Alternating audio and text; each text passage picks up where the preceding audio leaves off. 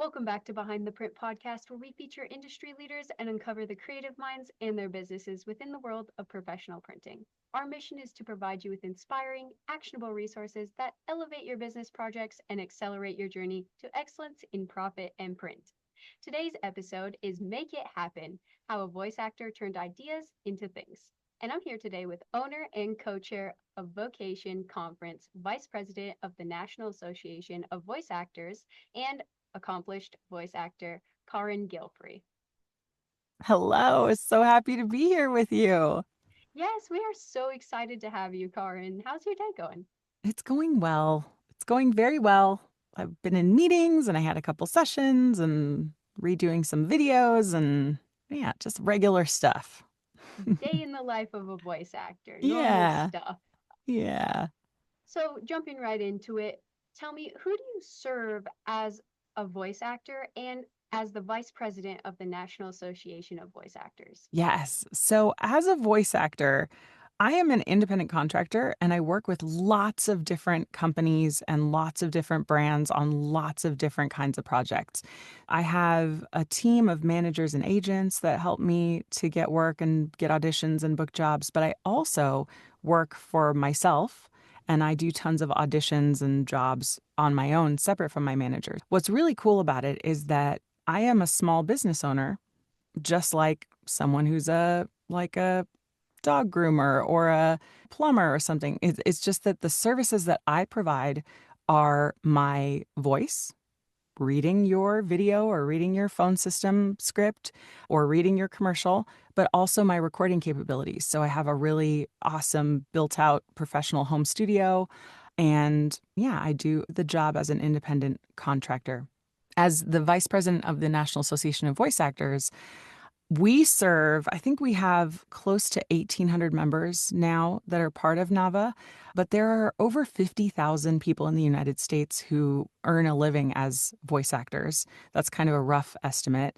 And we serve everyone, really. And one of the things that we are really fighting for is regulation around AI, especially for creators. And that's graphic designers, as well as musicians, artists, writers, and actors and voice actors as well, because we kind of fall into the zone. And what we want in general is for, AI is a tool.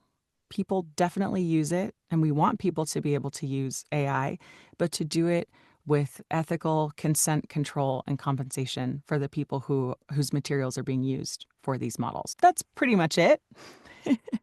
Really cool. And what an important job you're doing as a vice president there. I mean, that is a huge stand to take in this modern era right now, in this modern day of AI and just overabundance, I would say, of electronics and usage of the internet. So that's really Yeah. cool. And it's something that we will need no matter what. So starting now is important. And that's just super, super cool. Yeah, it's such a brand new technology that the laws have not caught up to it.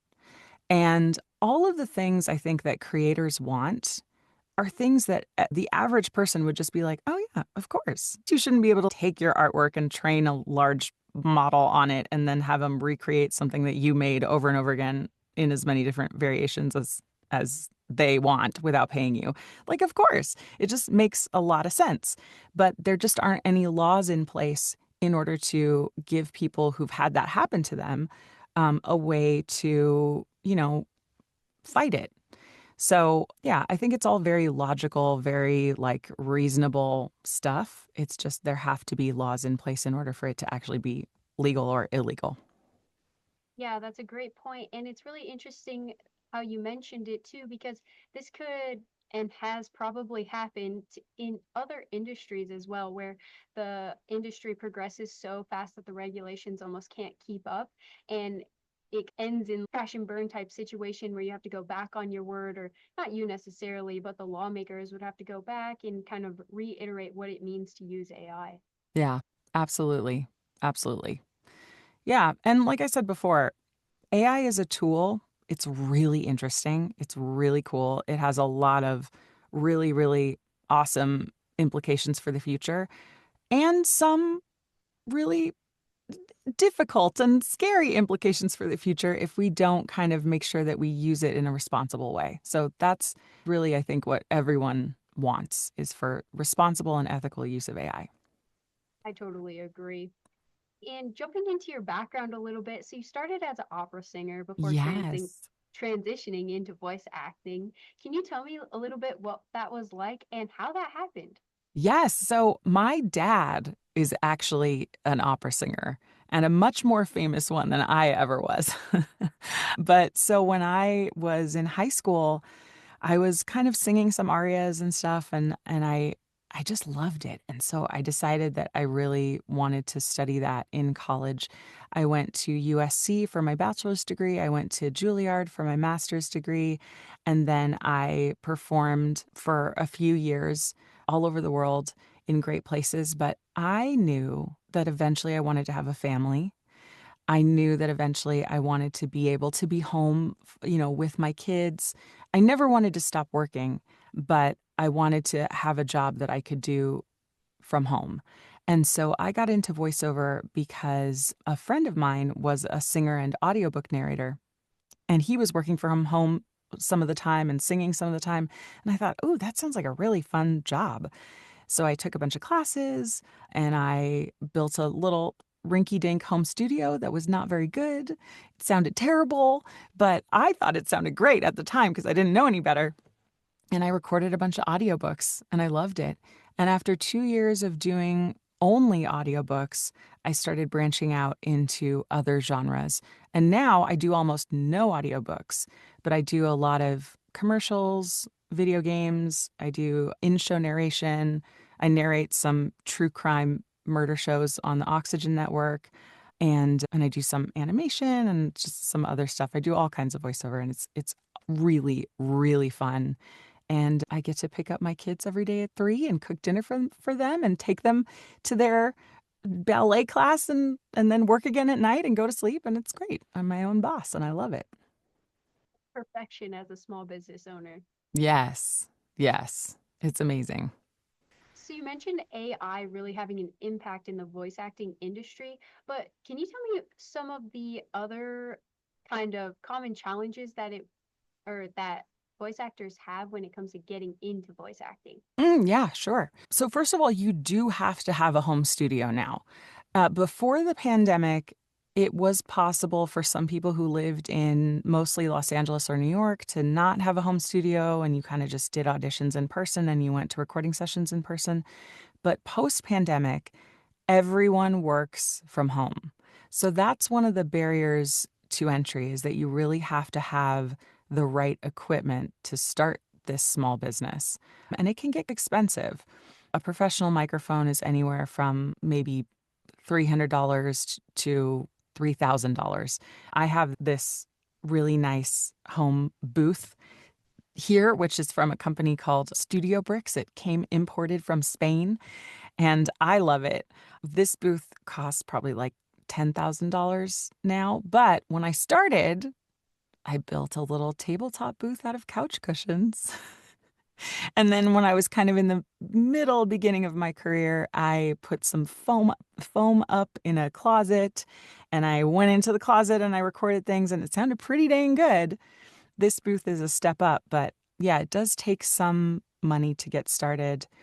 And what's interesting about voiceover, though, is that a lot of people think that you have to have a great voice.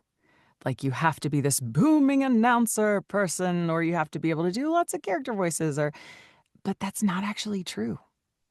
In marketing right now, and in corporate internal videos and all kinds of other genres of voiceover that exist, what's really in fashion is people who sound like real people. And that's true of podcasting. It's true of like all the media that we consume.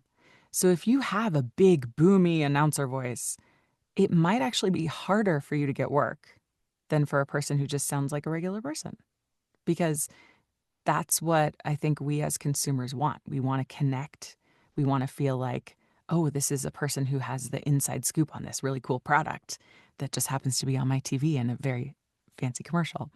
But having a regular voice is the good thing.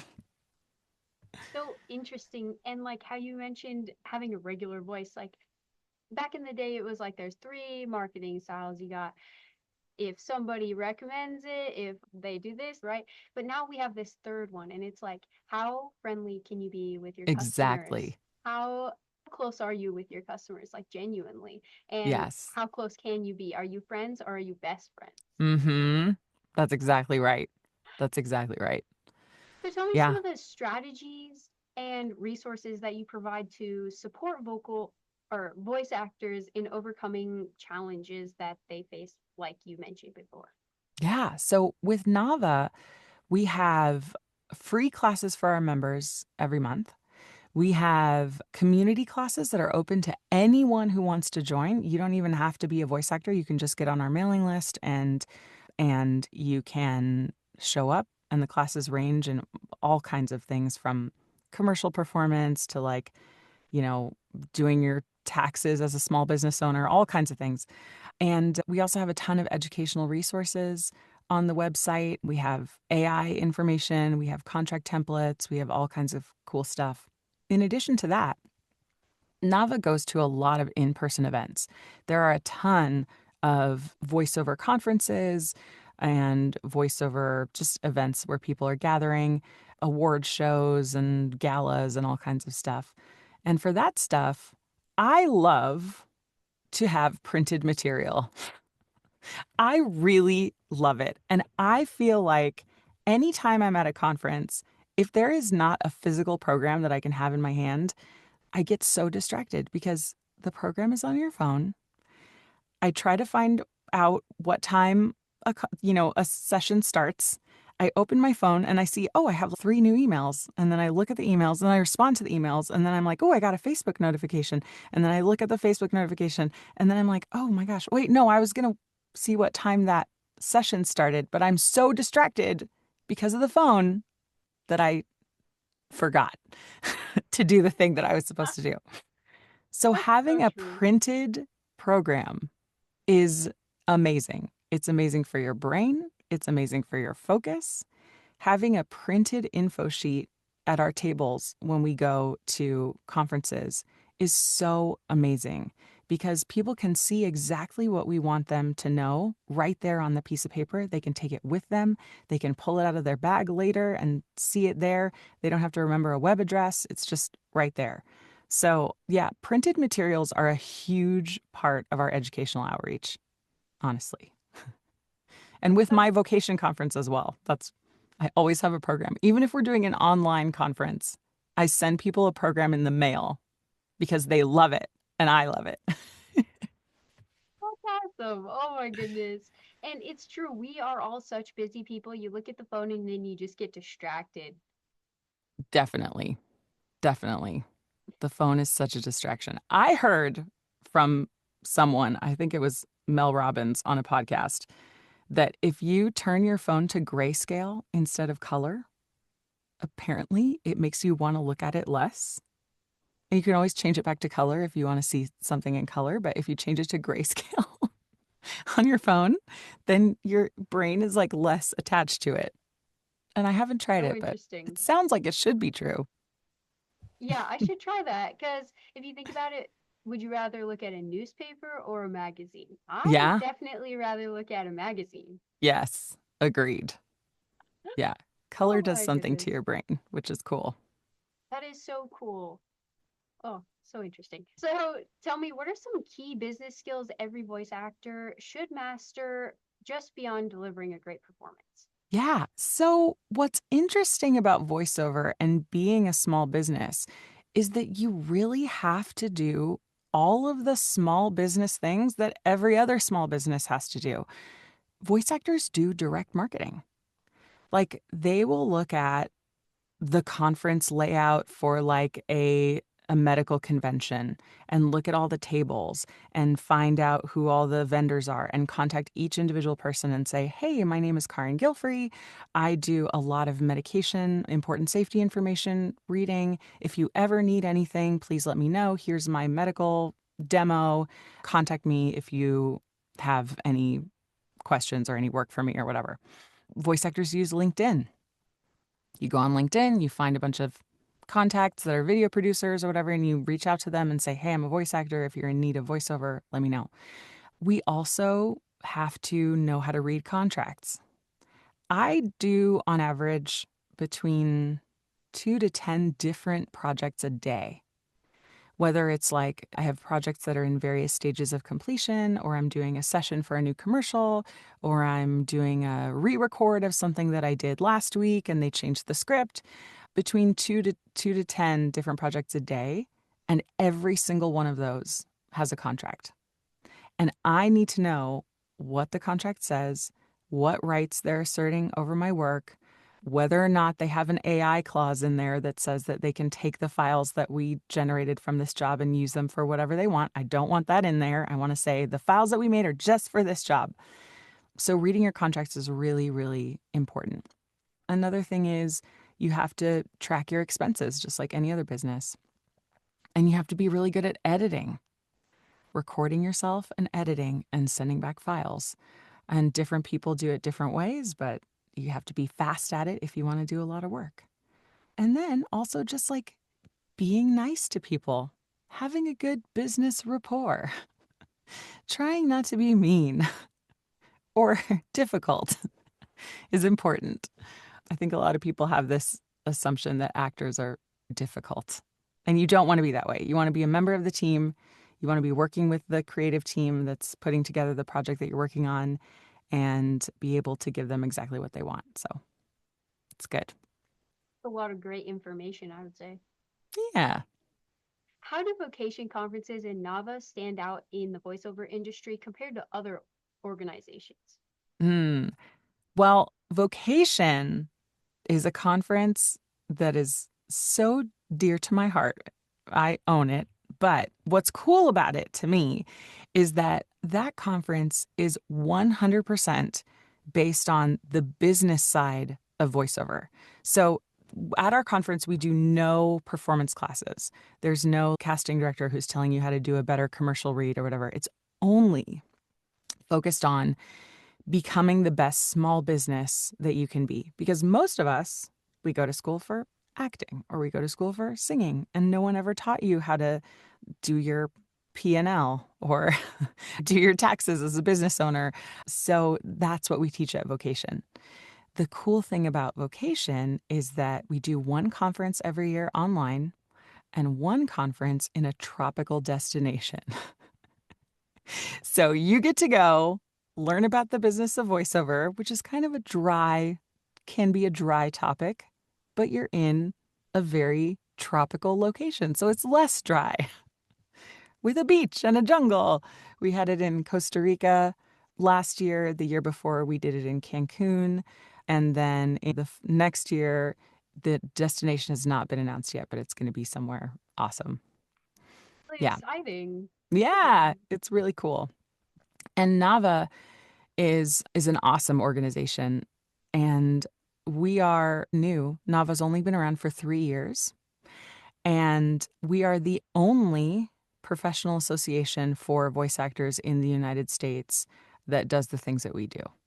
We provide access to health insurance for our members, as well as vision and dental. We even have pet insurance. You can add dependents to the health insurance plan that we offer access to. And it's a really, really wonderful place for voice actors to gather, learn, and talk about the issues that are important to us. Seems like a really huge asset that's going to be a leader in this industry once they get a handle on better law regulations for AI. Mm-hmm. And that healthcare is a huge thing because some people don't even have healthcare with their regular jobs. Yeah. And so that just, I bet it makes all the difference for your actors that you help. Yeah, I think it really does. And what's interesting is if you're a member of SAG-AFTRA, which is the union that voice actors on camera and voiceover is the same thing. So we're SAG-AFTRA. You have to earn a certain amount of money every year of union work in order to qualify for the SAG-AFTRA health insurance. So right now it's around $27,000 of union work per year in order to qualify for union health insurance. And a lot of people don't meet that qualifying minimum. Um, Also, around 80% of the voiceover industry is non-union, not even SAG-AFTRA members. So a lot of people don't qualify, and a lot of people are not members of SAG-AFTRA, so they wouldn't even get that health insurance anyway. So we wanted to be kind of a bridge between that for anyone who doesn't qualify for SAG-AFTRA health insurance, for anyone for whom the regular healthcare marketplace is just really expensive. Our plan is a national plan, which is cool. It works in every state but Hawaii for some reason. Hawaii is, I think they do a lot of Kaiser over there, but it doesn't work in Hawaii. But the rest of the United States, it does. And yeah, it's just a really good benefit. It's an added benefit for our members if you want to use it. Not required, but it's there. That's amazing. That's awesome. I think that's going to go just so far in the future. I hope so. I hope so. Speaking of the future, can you tell me some major milestones that Vocation has had that helped shape the company? Oh, yeah. Our first destination conference in Cancun was amazing. It was awesome. We had so much fun. And I think that conference really took us to another level. Before that, we had conferences in New York City and we had conferences online, and people loved those. But it really, anyone who's starting a company knows that it takes a couple of years to kind of get your bearings and get your footing and get on the right path. And so I feel like those online conferences and the New York conferences, while they were also awesome, were just us kind of figuring out how to run a conference, how to get a bunch of people together in one place, and how to do it really right. The Cancun conference was the first time that I thought, man, this could be something really cool. And then when we had the conference again in Costa Rica, it was like even the next level. So that was awesome. Yeah. Yeah. And 5 year oh, you can't see it. 5 year Costa Yeah. Rica Vocation Our sample kit. Oh program. my gosh. It's gorgeous. And I love the schedule. That's so fun. Thank If I was you. going on this vacation, this would definitely be my go-to. I would throw my phone out the window. I'd be like, where's the vocation schedule? Yes, exactly. Exactly. Yeah, and I just love all of the Printing Center USA products, I have to say. I've never used a company more than you, more than Printing Center USA. I love it. The products always come out so beautiful. And I think having a really beautiful magazine-like conference program just takes it up a notch. So people know when they arrive at a place like, wow, this is going to be really great. This is professional. Everything's in one place. It makes sense. It makes sense to my brain. I'm not distracted. It's good. So I love it. We are so glad we can help you. That's such an awesome dream, and we're here every step of the way for whatever prints you need. Aw, thank you. I love it. I love that. I love that I can have an idea about something and I can create something on my computer and then I can send it to a place that turns it into a thing. And then I get it in the mail and it feels real, you know? Because We it's love like, making dreams happen. yeah, it's an idea. You put it on the screen, you send it, and it comes back as a thing. And that is just like one of the most beautiful transformations that I can think of. And it's great. It makes me excited. It's like mind blowing in a way. It's like you dream up this thing and you put a lot of time into this thing and you're putting all your effort into it and you want it to be perfect and you want it to be pretty. And then when you finally get it, it's just that aha moment, just sigh of relief, just like, oh my goodness, this couldn't have been better. Yeah, exactly. Exactly right. We hope to create as many of those as possible. So I'm glad we can Yes. be that for you. Thank you. Thank you for being that for me. So we were talking all about the future. So Yes. tell me, what are some current challenges that are holding vocation back right now? Well, right now is an interesting time because as we're trying to choose a destination for our next conference, it's really interesting to try and figure out what the state of the world is going to be in a year, especially with travel, because there are certain countries that I think will be safer to travel to than others. but it's just kind of hard to anticipate that because everything in the world is changing so rapidly right now, and we just don't know. So that's one of the biggest challenges. The other fear that I have is just around AI and technology in general. I think as long as voice actors are still earning money and our jobs haven't been taken over completely by AI, there will still be a market to learn about voiceover. There'll still be a market for conferences like mine, and there will still be Nava, a place for voice actors to go. I don't think that there will be a huge takeover in the next couple of years, but technology is really hard to predict and consumer tastes are hard to predict. And I hope that everything doesn't get taken over by AI. I don't think it will, but is it a possibility? Anything's a possibility. So that's kind of what I'm looking to in the future.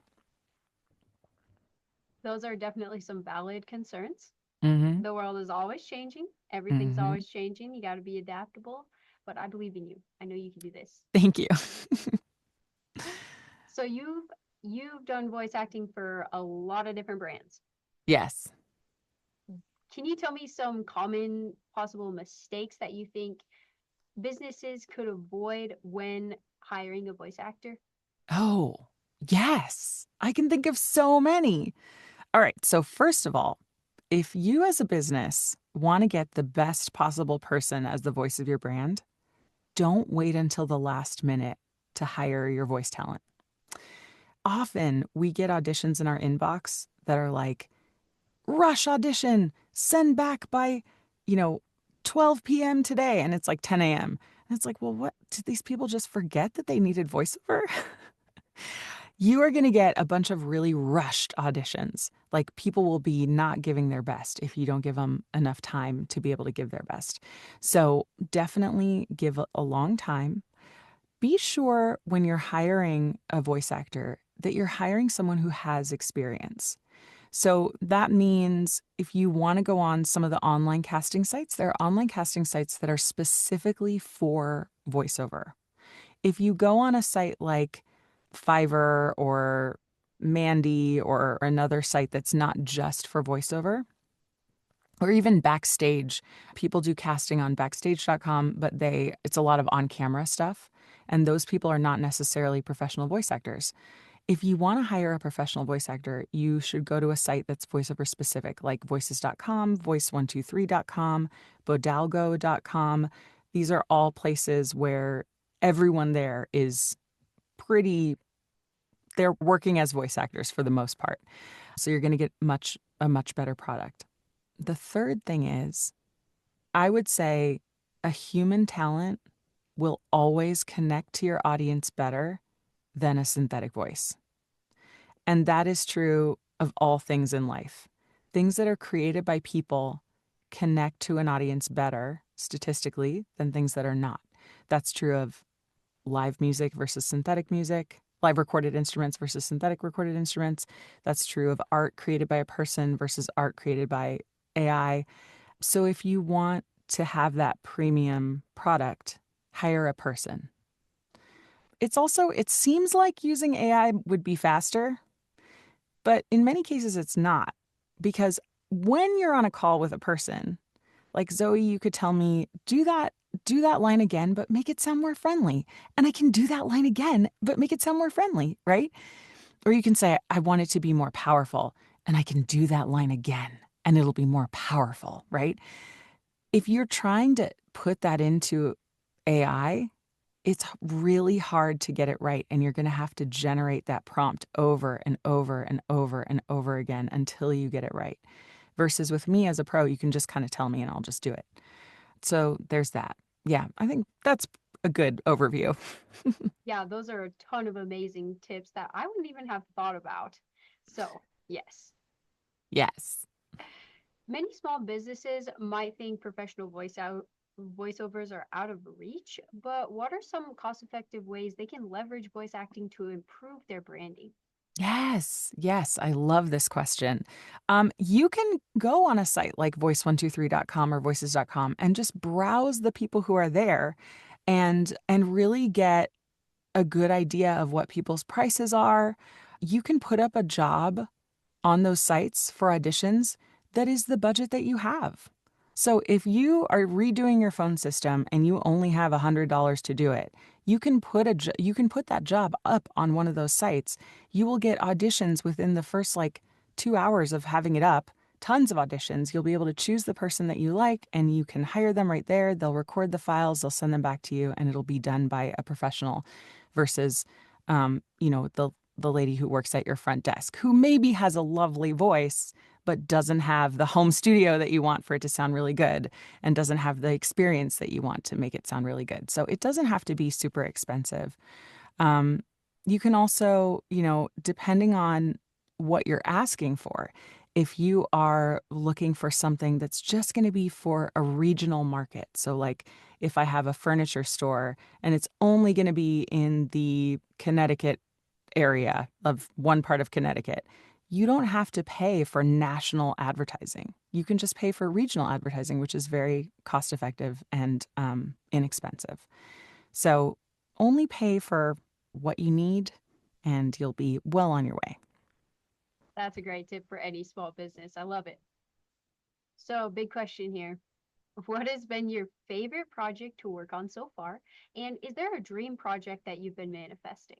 Oh, yes. Oh, I have so many favorite projects. It's really hard to choose. One of them I can't talk about yet because it hasn't come out yet. So that's another thing about voiceover that's really interesting is we sign a lot of NDAs. Like I once, the Dawn dish soap squeeze bottle that's like an upside down, it's like an upside down, looks like the upside down ketchup bottle. It's like Dawn Easy Squeeze. I did the first product videos that were internal for that thing, and I had to sign like 17 different NDAs so that no one knew that Dawn dish soap was coming out with a squeeze bottle, which is a great product, by the way. I have it in my kitchen right now. But yeah, there's some things that I'm excited about that haven't come out yet. But I have to say, I love narrating true crime. And I love all of the work that I've done for the Oxygen Network. Love it. I also love a bunch of my commercial clients. Right now, I am one of the voices on a bunch of Citibank ads, and I love working with the team from Citi. They are fantastic. I do a lot of work for CVS and CVS Pharmacy, and I have loved working with CVS. Yeah, and then some of the work that I absolutely love is the political work that I do, political ads, because I feel like as a busy mom and a business owner, I don't get to participate in politics the way that I would want to, but I can make a difference by lending my voice to political ads for candidates and causes that I believe in. And that's one way, regardless of your political affiliation, that's one way that I feel like you can participate in politics as a voice actor with, with your voice. It's good. A way to make a big change. Yes, because political ads are really effective. And yeah, so I worked on a lot this past campaign season, and it was gratifying work. That's really exciting and really, really inspirational. That's awesome. Yeah. Oh, So, and as far as projects in the future, I would love to do more animation. I love animation and I would love to do more video games. I'd love to keep all the projects that I have now, but in addition, also do more animation and video games because it's really fun work. those sound both like really interesting lines of work. They're really fun. It's good. Well, hopefully You we get actually more get to soon. act, Because Well, I don't know, but with commercials, I'm just kind of reading a script. But with animation and video games, you're like in the moment. You're in it. You are running across the field, or you're dodging bullets, or you're shooting people with your laser hands, or whatever. It's really fun yeah, stuff. that's interesting. That's so interesting. Gives me a way better picture of what is happening there. Yeah, it's fun. So when you're not behind the mic, what's your favorite way to unplug and relax? I have gotten into painting and I love it. I have never been a visual artist. I got into graphic design out of necessity because I was starting Vocation, we were starting Nava, I was starting these different voiceover groups, and I was designing my own website. And I found that as I did it more and more, I started to get better and better and better at it. And I watched all kinds of videos and I took some online courses on graphic design. And I feel like I'm in such a better place now with it than I have been in the past. And that kind of inspired me to go like, why did I ever stop drawing as a kid? Was it because someone told me that I wasn't very good at it, or was it because I was comparing myself to other people? And then I thought, like, I can just start from step one and learn the basics of acrylics and learn the basics of watercolors and all of that. And now it's so meditative. I make beautiful things all the time. And it doesn't really even matter if they're good because it just makes me feel good to make them. Yeah, so that's one thing that I love to do. I love running. I run like between 2 to 4 miles a day just because it makes me feel better. And I love being with my kids. My kids are the coolest. They are so much cooler than I am. They're 5 and 7, both girls. They're so fun. And being with them is just like joy. I mean, they're also kind of, difficult sometimes, and I have to be a strong mom. But for the most part, they're great. That's awesome. Your life is starting to sound like a commercial. I've done a lot of work. I've done a lot of work to create the life that I really, really wanted for myself.